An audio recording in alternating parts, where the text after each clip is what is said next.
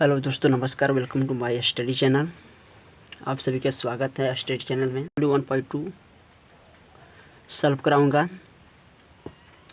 जो पहला क्वेश्चन दिया है प्रश्नावली 1.2 में, इसको सॉल्व करने का हम लोग प्रयास करेंगे। दिया क्वेश्चन, नीचे दिए गए कथन सत्य है या असत्य है, कारण के साथ उत्तर दीजिए। नीचे दिए गए कथन सत्य है या असत्य है, कारण के साथ उत्तर दीजिए। प्रत्येक परिमेय संख्या एक वास्तविक संख्या होती है। प्रत्येक परिमेय संख्या एक वास्तविक संख्या होती है। चूँकि हमको पता है कि वास्तविक संख्या परिमेय और अपरिमेय संख्याओं के संग्रह होता है। वास्तविक संख्या जो होते हैं परिमेय और अपरिमेय संख्याओं से बनी एक संख्या होती है, जिन्हें हम वास्तविक संख्या कहते हैं। लेकिन इसमें बोल रहा है कि प्रत्येक परिमेय संख्या एक वास्तविक संख्या होती है। सत्य हो जाएगा। हमें पता है कि जो वास्तविक संख्या है परिमेय और अपरिमेय दोनों संख्याओं से मिलकर बना होता है। इसलिए जो प्रत्येक अपरिमेय संख्या होती है वह वास्तविक संख्या होती है। यह कथन सत्य हो जाएगा। यह कथन सत्य होगा। हम यहाँ पे इसको लिख सकते हैं। यहाँ पे उत्तर सत्य। सत्य क्योंकि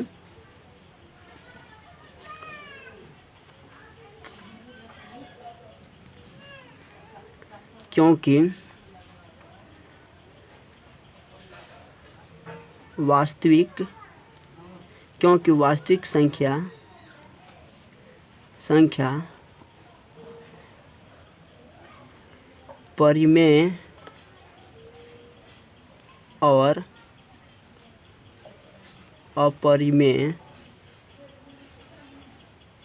और अपरिमेय संख्याओं से बनी होती है। क्यों सत्य होगा? क्योंकि वास्तविक संख्या परिमेय और अपरिमेय संख्याओं से बनी होती है। पहला क्वेश्चन हम सॉल्व कर चुके हैं। दूसरा देखेंगे। संख्या रेखा का प्रत्येक बिंदु रूट m के रूप का होता है, जहाँ m एक प्राकृतिक संख्या है। संख्या रेखा का प्रत्येक बिंदु रूट m के रूप का होता है, जहाँ m एक प्राकृतिक संख्या है। संख्या रेखा होते हैं, संख्या रेखा धनात्मक और ऋणात्मक दोनों मान होते हैं, लेकिन रूट m बिंदु जो है ऋणात्मक मान को प्रदर्शित नहीं करेगी। रूट m बिंदु अर्थात ऋणात्मक मान का जो वर्गमूल नहीं हो सकता है, तो यह असत्य होगा। असत्य क्योंकि ऋणात्मक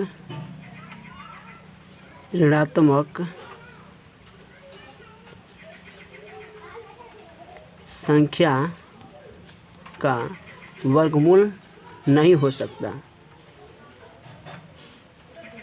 वर्गमूल नहीं हो सकता। अर्थात यहाँ पे रूट अगर हम रूट -1 कर देते, रूट -2 कर देते हैं, तो रूट -2 का वर्गमूल नहीं हो सकता। लेकिन +1 रूट 1 रूट 2 रूट 3 का वर्गमूल हम पॉइंट में निकाल सकते हैं, लेकिन माइनस वाला का नहीं हो सकता है। इसलिए यह कथन क्या हो जाएगा? असत्य हो जाएगा, क्योंकि ऋणात्मक संख्या का वर्गमूल नहीं होता है। क्योंकि ऋणात्मक संख्या का वर्गमूल नहीं होता है। अब हम तीसरा क्वेश्चन देखेंगे। तीसरा क्वेश्चन कि प्रत्येक वास्तविक संख्या एक अपरिमेय संख्या होती है। प्रत्येक वास्तविक संख्या एक अपरिमेय संख्या होती है। हमें पता है कि वास्तविक संख्या अपरिमेय और परिमेय दोनों संख्याएं होती है। वास्तविक संख्या अपरिमेय और परिमेय दोनों संख्याएं होती है। तो यह कथन असत्य है, क्योंकि वास्तविक संख्या परिमेय और अपरिमेय दोनों होते हैं। वास्तविक संख्या एक परिमेय संख्या हो सकती है नहीं, क्योंकि जो है परिमेय संख्या वास्तविक संख्या हो सकती है, क्योंकि परिमेय संख्या वास्तविक संख्या हो सकती है, लेकिन वास्तविक संख्या परिमेय संख्या नहीं हो सकती है। असत्य हो जाएगा, असत्य, क्योंकि अपरिमेय संख्या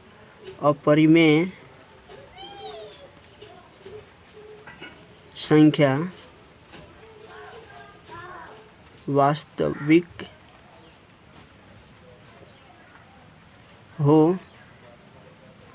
सकती है, क्योंकि अपरिमेय संख्या वास्तविक हो सकती है, लेकिन वास्तविक संख्या अपरिमेय नहीं हो सकती, लेकिन वास्तविक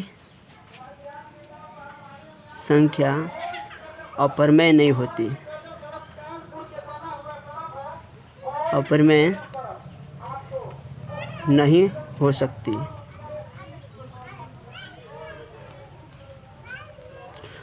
क्या सभी धनात्मक पूर्णांकों के वर्गमूल अपरिमेय होते हैं? यदि नहीं तो एक ऐसी संख्या के वर्गमूल का उदाहरण दीजिए जो परिमेय संख्या है। नहीं, सभी धनात्मक पूर्णांकों का वर्गमूल अपरिमेय नहीं हो सकते, नहीं हो सकता। जैसे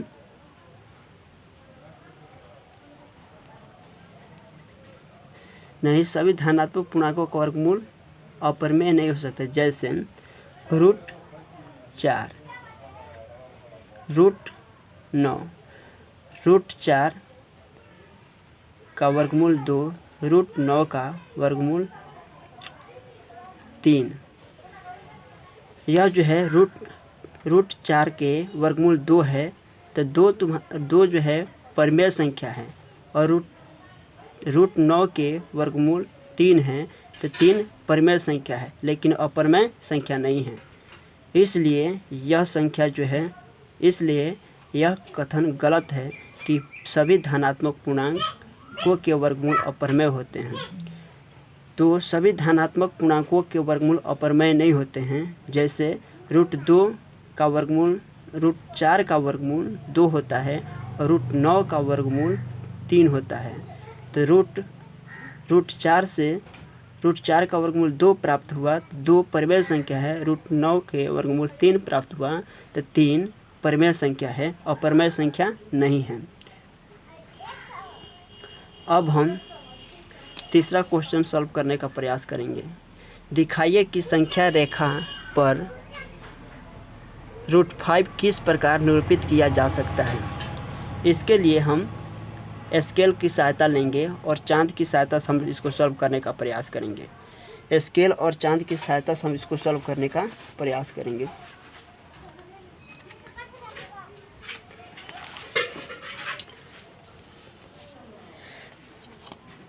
हम क्या करते हैं, सबसे पहले हम लाइनिंग खींच लेते हैं इस तरह से।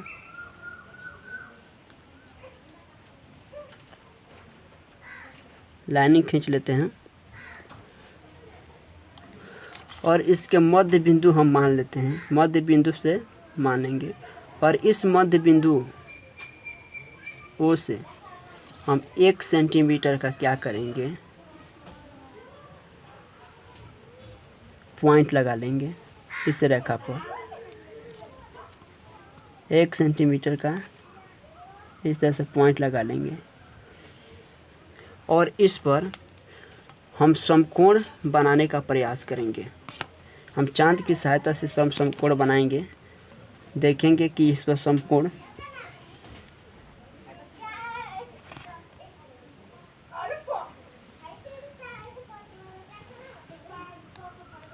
इस तरह से हम क्या करेंगे, हम निशान लगा लेंगे, और जितने सेंटीमीटर का यह पॉइंट लिए हैं, ठीक उतने सेंटीमीटर का हम क्या करेंगे, इस पर लंब खींचेंगे।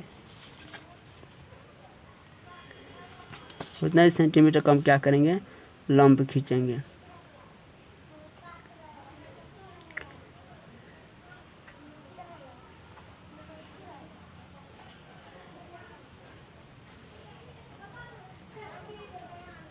1 सेंटीमीटर लिए थे, तो यहाँ पर हम क्या करेंगे, लंब खींच लेंगे 1 सेंटीमीटर का और इन दूरी को मिला लेंगे।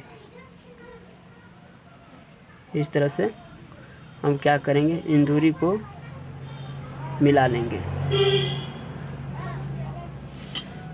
यह हमारा 1 सेंटीमीटर, यह भी 1 सेंटीमीटर।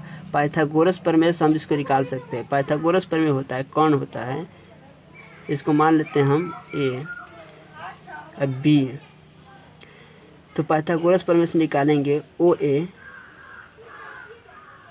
ए स्क्वायर होता है ओ बी स्क्वायर प्लस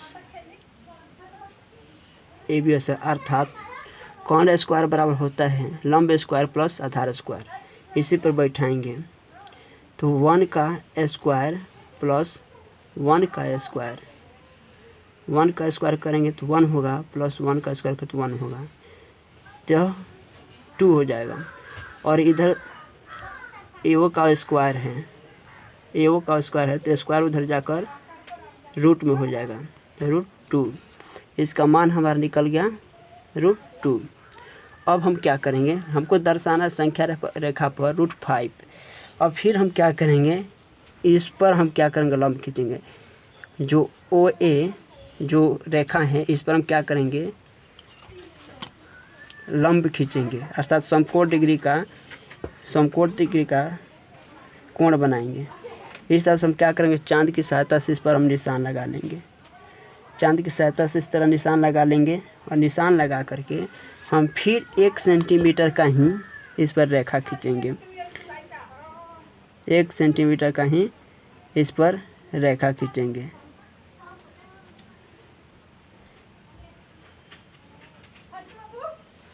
यहाँ से लेकर के 1 सेंटीमीटर का हम रेखा खींच लिए। अब इसको हम क्या करेंगे, मिला लेंगे, इसको मिला लेंगे। अब मेरा यह आधार हो गया √2 और लंब हो गया 1। तो इसको हम पाइथागोरस प्रमेय से सॉल्व करेंगे तो यह हो जाएगा √3। अब इसको फिर हम क्या करेंगे, फिर चांद की सहायता से इस पर हम 90 डिग्री का कोण बनाएंगे। चांद की सहायता से इस तरह से क्या करेंगे, हम 90 डिग्री का कोण बनाएंगे। हम घुमा देते हैं, इस तरह से क्या करेंगे, इस पर 90 डिग्री का कोण बनाएंगे। हम निशान लगा देंगे चांद की सहायता से और इस पर क्या करेंगे, 1 सेंटीमीटर का रेखा खींच लेंगे। 1 सेंटीमीटर का इस तरह से क्या करेंगे, इस पर रेखा खींच लेंगे इस तरह से। और फिर हम क्या करें, इसको मिला देंगे, इस तरह से मिला देंगे। तो यह √3 आधार हो गया और यह 1 हो गया। तो यह को पाइथागोरस प्रमेय से सॉल्व करेंगे तो यह √4 हो जाएगा। हमको दर्शाना संख्या रेखा पर √5। तो फिर हम इसको क्या करेंगे, इस पर आधार मानकर हम लंब खींचेंगे, अर्थात समकोण डिग्री का कोण बनाएंगे। इस तरह से आधार मानकर हम क्या करेंगे, इस तरह से समकोण बनाएंगे और इसी के आधार पर हम क्या करेंगे, 1 सेंटीमीटर का खींच लेंगे। 1 सेंटीमीटर का रेखा खींच लेंगे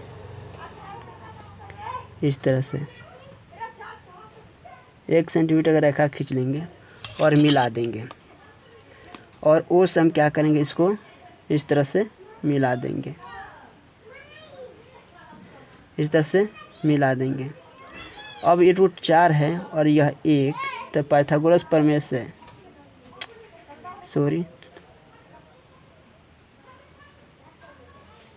इस तरह से मिला देंगे तो यह √5 हो जाएगा। अब हम क्या करेंगे, कि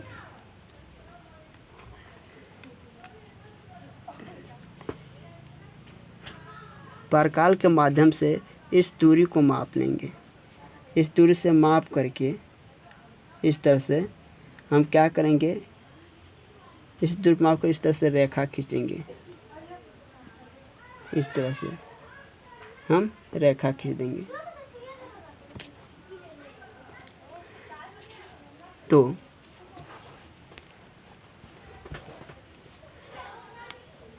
और इसको मान लेंगे हम C और इसको मान लेंगे N, जहाँ पे आकर मिला है। तो O और C N √5 होगा, अर्थात जितना OC होगा उतना संख्या रेखा पर ON होगा। तो यहाँ से लेकर के यहाँ तक की जो दूरी होगी √5 हो जाएगी। कि जैसे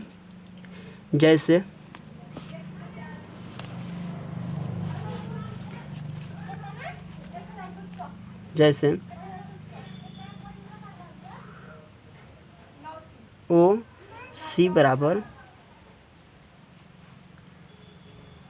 ON बराबर √5।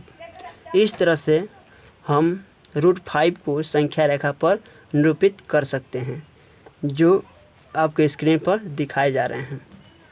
पाइथागोरस प्रमेय का सूत्र होता है कर्ण स्क्वायर बराबर होता है लंब स्क्वायर प्लस आधार स्क्वायर, इसी पर हम ज्ञात किए हैं। अब हम 5वां क्वेश्चन देखेंगे। हम चौथा क्वेश्चन देखेंगे। चौथा क्वेश्चन के माध्यम से ठीक इसी प्रकार की आकृति प्रदान किया जाएगा जिस प्रकार हम आप लोग को प्रदर्शित किए हैं। जो आप लोग बनाएंगे तो आप लोग की आकृति एक विशेष प्रकार की आकृति प्रदान होगी, जो इस तरह से आकृति आपकी प्रदान होगी। जो चौथा क्वेश्चन का यह आंसर है। संख्या रेखा पर अगर आकृति प्रदान करेंगे तो इस तरह से प्रदान होगी। यहीं पे 2.1 प्रश्नावली समाप्त होता है। आप मेरे वीडियो को देखने से पहले चैनल को सब्सक्राइब करें तथा दोस्तों के पास शेयर करें।